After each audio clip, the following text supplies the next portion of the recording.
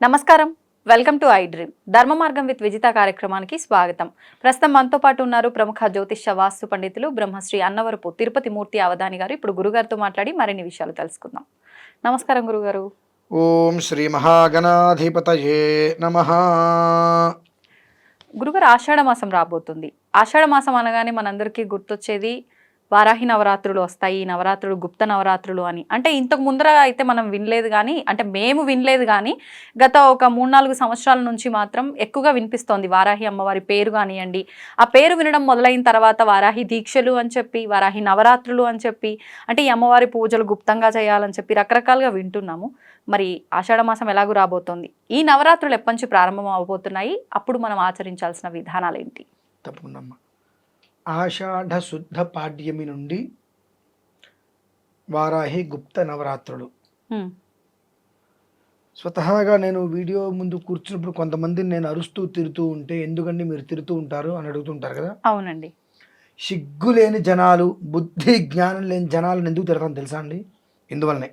ఇప్పుడు మీరు ఒక మాట అన్నారు, ఈ 3-4 ఏళ్ళ నుంచే మనం చూస్తున్నాము వారాహి నవరాత్రులు, అంతకుముందు ఎప్పుడూ లేదు అని. అవునండి. వీళ్ళకి సిగ్గు శరాలు కొంచెమైనా ఉండద్దండి?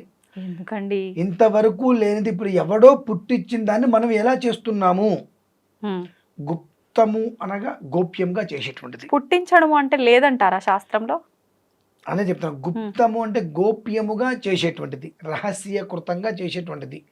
మా ముత్తాతల నుంచి చేస్తున్నారు, నా చిన్నప్పుడు చేశారు. ఎట్లా? ఒక ఆలయంలో, అంటే పూర్ణ దీక్షాపరులు అలా ఉన్నవారి ఇంట్లో ఒక గదిలో రహస్యంగా ఎవరికి తెలియకుండా చేసి ఆ ప్రసాదాన్ని మాత్రం ఇచ్చేవారు. కుంకుమ కానీ అక్షతలు కానీ ప్రసాదాన్ని అందరికీ ఇచ్చేవారు. ఏం చేస్తున్నారనేటువంటి విషయం బయట ఎవరికి తెలియదు. అంత రహస్యకృతంగా చేసేటువంటిది. ఇవాళ ఏమైందండి? అందరూ చేస్తున్నారు, బాహ్యంగా వచ్చేసేసింది. ఏ ఒక్కడైనా అరే నాకు ఇవాళ సుమారుగా 60 ఏళ్ళు 50 ఏళ్ళు వయస్తుంది, వాళ్ళు ఎక్కడైతే వారాహి నవరాత్రులు చేస్తున్నాను రండి అని పిలుస్తున్నారు. నా 55 ఏళ్ళ వయసులో ఈ మొదటి 4 ఏళ్ళు తీసేస్తే 50 సంవత్సరాల వయసులో ఎప్పుడైనా నేను విన్నానా? ఎక్కడా వినలేదు కదా. చిన్నప్పుడు కూడా ఆషాఢ మాసం వస్తే నవరాత్రులు చేస్తారో అదేమిటో కూడా మనకు తెలియదు కదా, గుప్తంగా చేస్తారనే విషయం చెప్తే ఏమిటో కూడా మనకు తెలియదు కదా. ఇవాళ ఆ రహస్యకృతంగా చేసేటువంటిది బయటికి ఎలా తీసుకొచ్చారు, ఎందుకు తీసుకొచ్చారు అనేటువంటి ఆలోచన ఒక్కరికి ఉందా అండి? నేను అరుస్తాను తిడతాను అంటే నాకు ఎవరి మీద కక్ష కాదు, కోపం కాదు, ద్వేషం కాదు. ఇక్కడ నేను కూర్చున్నప్పుడు దాన్ని తండ్రి స్థానం అంటారమ్మా. గురుస్థానం, తండ్రి స్థానం. ఆ స్థానానికి నేను న్యాయం చేయగలగాలి. అంటే బతిమిలాడి చెప్పడం కరెక్ట్ కాదు.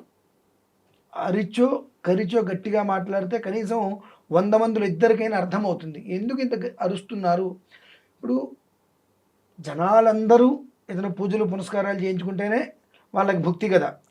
అటువంటి జనాల మీద అంత రాశిగా ఎందుకు తిడుతున్నారు ఆయన అనేటువంటి విషయం ఒక్కసారి అర్థం చేసుకుంటే వాళ్ళు క్లారిటీ వస్తుంది. లేని దాన్ని పెంచి పోషిస్తున్నారు, అది ఎంతవరకు కరెక్ట్ అమ్మా? 2, నేను నవరాత్రులు చేస్తున్నా అనుకుందాం. మీరు వచ్చి గురుగారు మీరు ఏదో నవరాత్రులు చేస్తున్నారు కదండి, ఈ కొబ్బరికాయ వాడండి, లేదంటే ఈ బియ్యం అక్కడికి ప్రసాదానికి వాడండి, లేదంటే ఈ రూపాయి అక్కడికి వాడండి అని ఇవ్వడం వేరు. అలా మీరు ఇచ్చినప్పుడు ఏమండి నా గోత్రం పేరు కూడా ఇస్తున్నానండి అని అనుకోండి, ఆ డబ్బు ఆ ద్రవ్యం ఏవి ముట్టుకోకూడదు. నేను వృధానా? ముట్టుకోకూడదు. చెప్తా ఎందుకనండి? చెప్తా ముట్టుకోకూడదు. అలాగే నేను మీ దగ్గరికి వచ్చి నేను నవరాత్రులు చేస్తున్నాను, 10,000 ఇవ్వండి, మీ గోత్రం పేరు ఇవ్వండి అంటే మీరు డబ్బు ఇవ్వకూడదు, గోత్రం పేరు ఇవ్వకూడదు.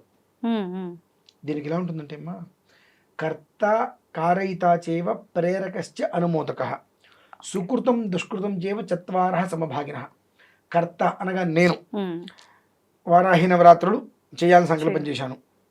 కారకులు మీ దగ్గర ఆ విషయం ప్రస్తావన చేద్దామన్నారు. ప్రేరకులు ఆయనతోటి మన ఇద్దరం వెళ్ళి మాట్లాడాం. ఓకే, ఆయన అన్నారు దాన్ని ఉందని దాని తగ్గ ఏర్పాట్లనే చేద్దామన్నారు.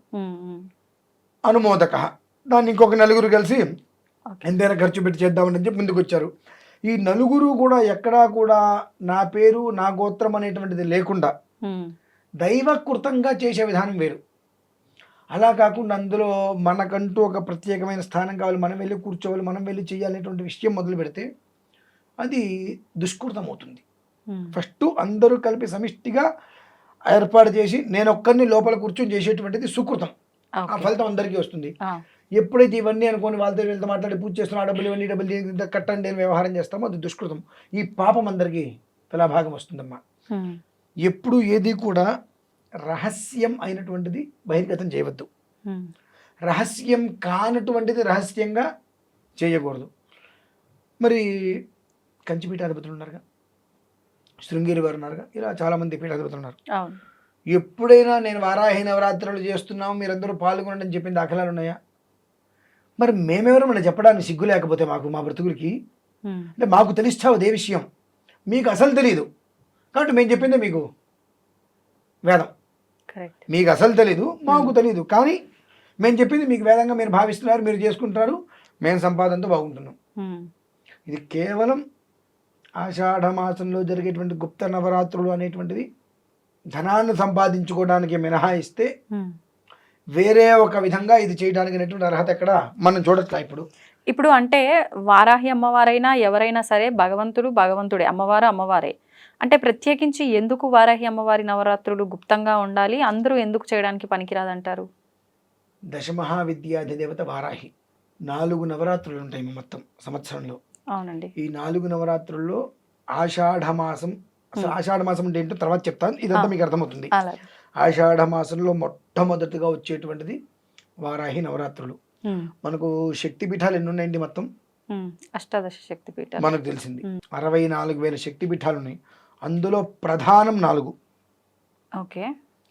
ఫస్ట్ వచ్చేటప్పటికి మనకు ఓడ్యాన పీఠం ఒకటి, తర్వాత జలంధర పీఠం ఒకటి, కామకోటి పీఠం ఒకటి, ఆ తర్వాత కామాఖ్య. 4 ప్రధానంగా చెప్పబడి ఉన్నాయి. 5వది ఇక వీటికి అన్నిటికి ఈ 4గిట్లకి సమిష్టిగా ఉండేటువంటి 5వది కాశీ వారాహి. ఈ మరి ఆషాఢ నవరాత్రుల్లో కాశీలో కూడా మీ గోత్రం పేర్లు ఇవ్వండి మేము చేస్తామనేటువంటిది ఎక్కడ మనం వెళ్ళలేదుగా. మనం ఎవరండి చేయడానికి? మరి మనకి ఎక్కడుంది అర్హత?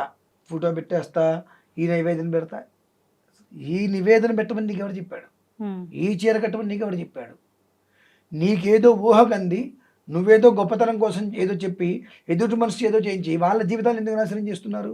ఆషాఢ మాసంలో జరిగేటువంటిది వారాహి నవరాత్రులు గుప్తంగా నేను లోపల కూర్చొని చేసుకోవడం. ఎవరైనా తనకు తాను అమ్మవారిని ఆరాధించడం, శక్తిని పెంపొందించేటువంటి ప్రయత్నం. అక్కడ కొన్ని ఉంటాయి.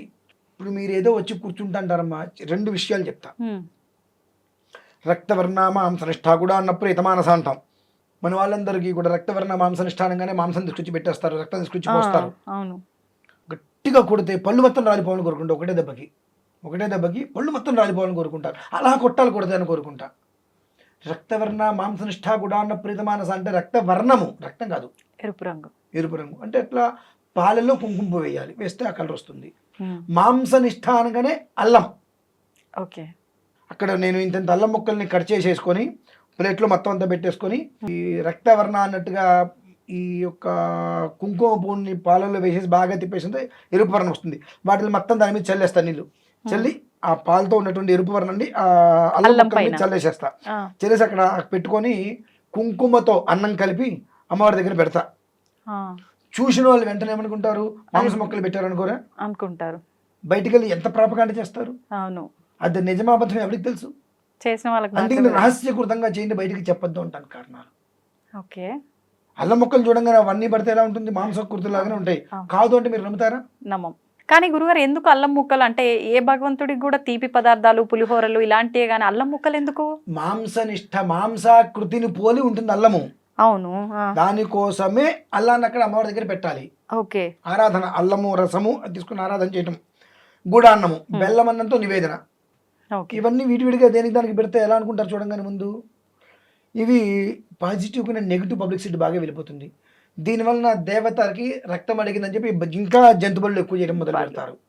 ఆ కారణం చేత ఎవరిని చూడలేకుండా రహస్యకృతంగా చేయమని చెప్పి వేల సంవత్సరాల నుంచి ఉంది. ఇప్పుడు చేయటం అంటే సామాన్యులు చేయడానికి వీల్లేదు, పురోహితులు ఇలాంటి వాళ్ళు పనికిరారండి. మరి ఎవరు చేస్తారు? పూర్ణ దీక్షాపరులు. అంటే ఎవరు? ఈ యొక్క మంత్రశాస్త్రంలో అమ్మవారి ఉపాసకులు బాగా, అంటే వారాహి అమ్మవారు ఉపాసకులు, ఏ అమ్మవారు ఉపాసకులు బాగా అంటే పంచదశి షోడశి ఉంటాయి. పూర్ణ దీక్షాపరులు ఉంటారు. ఆ పంచదశి షోడశి వరకు బాగా అవగాహన ఉండి చేసేటువంటి వాళ్ళు అంటే మాలాంటి వాళ్ళకి మాత్రమే అది అర్హత. అయిన వాళ్ళు కాని వాళ్ళు చేయడానికి అర్హత లేరండి. అసలు ఎందుకు చేస్తారు వారాహిమవారి ఆరాధన, ఆ పూజ ఇప్పుడు వాళ్ళైనా? చెప్పేదమ్మా, 64,000 శక్తి పీఠాలు ఉన్నాయి కదా, అవును, ఆ అందులో శక్తి ఒకటి. పీఠాలకు ఉమ్. శక్తిని ఇస్తుంది కంచి చేసేటువంటి విధానం. ఈ 9 రాత్రులు కూడా కొన్ని లక్షల మంది నాలాంటి అనుష్ఠాన పరులు కొన్ని లక్షల మంది రహస్యకృతంగా లోపల చేసుకుంటారు. ఆ 9 రోజులు ఎంత నిష్టగా ఉంటారు అని అంటే మనం చూడలేం. ఓకే. ఆ ఒక్క శక్తి యావత్ ప్రపంచం మొత్తంలో ఉన్నటువంటి అంటే భారతదేశంలో ఉన్నటువంటి 64,000 శక్తి పీఠాలకి సమానంగా వెళ్తుంది. తద్వారా 64 కళలు, 64 మంది యోగిని దేవతలు, చతుషష్ఠి ఉపచారాధ్య చతుషష్ఠి కళామయి మహా చతుషష్ఠి కోటి యోగిని గణసేవిత, అందరికీ కూడా యావత్ విశ్వంలో ఉన్నటువంటి ప్రతి మనిషికి కూడా ఆ ఒక ప్రసాద ఫలితం అనేటువంటిది సుఖ రూపంలో అందిస్తుంది అమ్మవారు ప్రసాదంగా. గురుగారు, శక్తి పీఠాలు అంటేనే స్వయంభుగా వచ్చినవి, వాటికి శక్తి ఎక్కువగా ఉంటుంది ఆ క్షేత్రాలకు అని అంటుంటాం కదా, మళ్ళీ ప్రత్యేకించి శక్తిని ఇవ్వటం ఏంటి? ఇవ్వాలమ్మా ఎప్పుడు కూడా. ఎందుకనండి? మనం వెళ్తూ ఉంటాం, నమస్కారాలు చేసుకుంటూ ఉంటాం, మనకు కావాల్సిన మనం తెచ్చుకుంటూ ఉంటాం, ఈ శక్తి ఏమవుతుంది? తగ్గిపోతుంది. ఎందువలనంటే శ్రీచక్ర ప్రతిష్ఠ చేస్తారు కదా, అనునిత్యం జరుగుతూనే ఉండాలి. అనునిత్యం అమ్మవారికి ప్రత్యేకంగా జరిగే ఆరాధన చాలా కొంచెమే. మీ పేరు మీద, నా పేరు మీద, వాళ్ళ పేరు మీద, వాళ్ళ పేరు మీద జరుగుతుంటాయి ఎక్కువగా. ప్రత్యేకించి అమ్మవారి మీద జరిగే ఆరాధనలు చాలా తక్కువ.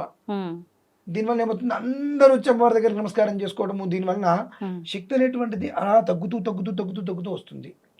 ఈ నవరాత్రులు చేసేటువంటి ఆరాధన వల్ల మళ్ళీ పూర్ణత్వం సిద్ధిస్తుంది. ఆషాఢ మాసం, అందులోను ఆషాఢ మాసము అనగా ఆ క మా వై అంటారు. ధర్మార్థ కామ్య మోక్షాలకి ఆషాఢం, కార్తీకం, మార్గశిరం, వైశాఖం 4 మాసాలు. మొట్టమొదటిది ఆషాఢం. ఓం నమ శివాయ తెలుసో తెలియక ఒక్కసారి మనం అంటే 11,000 సార్లు అన్న ఫలితం వస్తుంది. ఓన్లీ ఒకసారి ఓం నమ శివాయ అంతా కూడా ఎప్పుడన్నా కూడా ఒక్కసారి ఆషాఢ మాసంలో అంటే ఏ నామమైనా సరే, శ్రీమాత్రే నమః అనుకున్నా, ఓం నమో నారాయణాయ అనుకున్నా, ఒక నామాన్ని అనుకుంటే 11,000 సార్లు అది మనం జపం చేసిన ఫలితం మనకు వస్తుంది. అంటే నామము, శ్లోకము, మంత్రం ఏదైనా. అటువంటిది 9 రాత్రుల పాటు లక్షల సంఖ్యలో అమ్మవారికి ఆ మంత్ర బీజాక్షరాలతో ఆరాధన చేయడము, ఎన్ని కోట్ల సంఖ్యలో అది శక్తి ఉత్పన్నమవుతుందమ్మా, దానికోసం చేసేది. ఇప్పుడు వారాహి పూజ అంటే సామాన్యులు అందరూ చేయడానికి పనికిరాదు, అసలు చేస్తున్న విధానం సామాన్యులు. మా అన్నయ్య గారు ఉన్నారు, 2 అన్నయ్యలు ఉన్నారు, నాకు 2 అన్నయ్యలు కూడా పనికిరారు. అంటే మా 2 అన్నయ్యలు కూడా పూర్ణ దీక్ష తీసుకోవాలా. 2వ అన్నయ్య తిరుమల దేవస్థానంలో వేదపారాయణదారులు, పెద్దన్నయ్య వేములవాడ దేవస్థానంలో వేదపారాయణదారులు, వాళ్ళు పూర్ణ దీక్ష తీసుకోవాలా. కాబట్టి పూర్ణ దీక్ష తీసుకోలేదు కాబట్టి వాళ్ళకు కూడా అర్హతలు లేవు. మరి ఇప్పుడు చేస్తున్నారు కదండి, దానివల్ల ఏమైనా దోషమా? జరిగేదంతా అనర్థాలు ఉన్నాయి కదండి, ప్రకృతిని చెరబట్టడమే కదా ఇదంతా. ఏదైతే చైరాంది చేస్తున్నారో తినరాంది తింటే ఏమవుతుంది, వెంటనే కడుపులో తేడా చేస్తుంది, ఏదో ఒకటి అనారోగ్యం వస్తుంది. అదే చేసుకుంటున్నాం. ఇప్పుడు అంటే పూజలే చేయడం వద్దా, లేదంటే ఆలయాలు ఉంటున్నాయి కదా, ఆలయ దర్శనాలకు కూడా వెళ్ళకూడదా? అసలు మీకు ఎందుకండి, కొంపలో కూర్చొని హాయిగా కృష్ణారామ అనుకోకుండా ఆషాఢ నవరాత్రులు వచ్చినాయి 4 ఏళ్ల క్రితం, మీకు ఎవరికి తెలియదు కదా, 4 ఏళ్ళు ఎవడో బుద్ధి జ్ఞానంలో ఎవడో ఒకటి పుట్టించాడు 4 ఏళ్ల ముందు. దాన్ని అసలు మీరు ఎందుకు పట్టించుకుంటున్నారు? మీకు సంబంధం ఏంటి?